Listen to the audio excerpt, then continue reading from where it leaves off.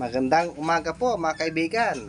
Masantos siya ka po sa kayo kakaro. Taman luto tayo na buttered shrimps o kaya buttered hipon po mga kaibigan. Ito po, ganito lang kasimple mga kaibigan magluto ng buttered hipon.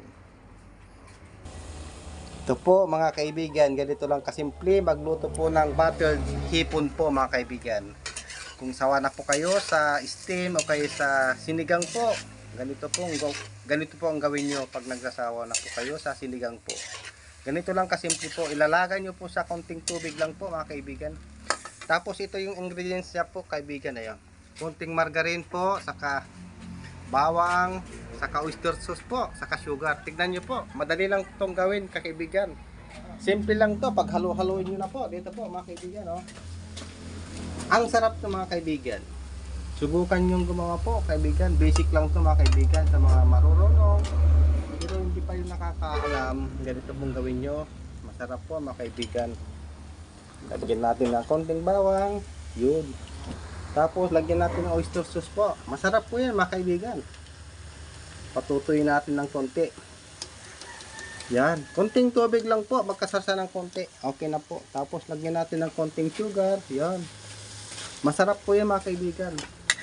Hindi kayo mauumay po. Pag sawa na po kayo sa sabaw, sinigang, ganito po. Kasi maliit po yung nabili ko mga kaibigan. Kaya maliliit po. Kasi pag malaki to, maganda sana po mga kaibigan. Ang mahal pa namang hipon mga kaibigan. Kaya ito na lang nabili ko mga kaibigan, maliit. Tama na to mga kaibigan. Basta makakatikim tayo ng konting hipon, okay na po. Ganito lang po kasimple magluto ng buttered hipon. Buttered shrimp po mga kaibigan. Patutuyin natin ng konti, lagyan natin konting bitsin. Ayan na po, mga kaibigan. Pwede rin panghanda po ito, mga kaibigan. Masarap po. I-try nyo po, gumawa sa bahay po.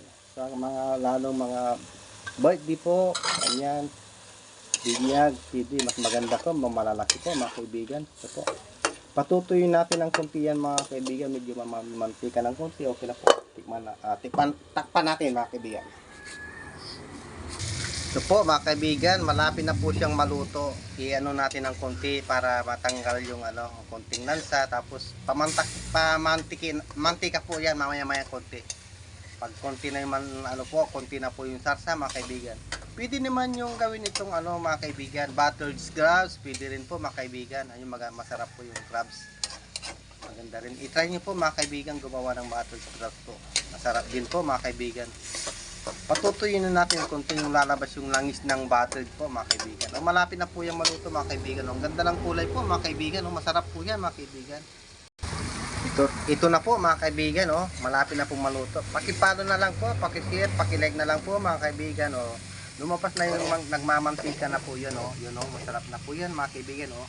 Ayan ang pong katas nila po mga kaibigan. Masarap po to. Subukan nyo yung kahit sa crabs po, alimasag, pwede rin to kaibigan. Iluto nyo po sa buttered crabs po. Ganito lang kasimple.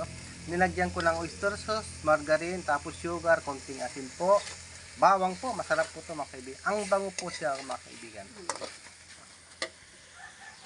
Ito po mga kaibigan. Wala na po. Wala na yung tubig na po kaibigan. Nagmamantika na po yan. Masarap na po yan mga kaibigan.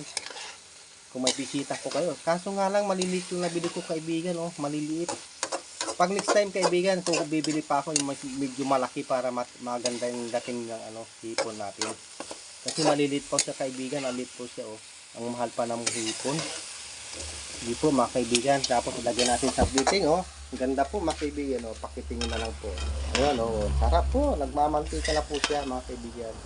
Ilagay na lang natin dito mga kaibigan. Yan, ganda ng kulay mga kaibigan. Ayan po ay yung buttered hipon po, buttered shrimps po mga kaibigan. Yan. Ang sarap po yan mga kaibigan.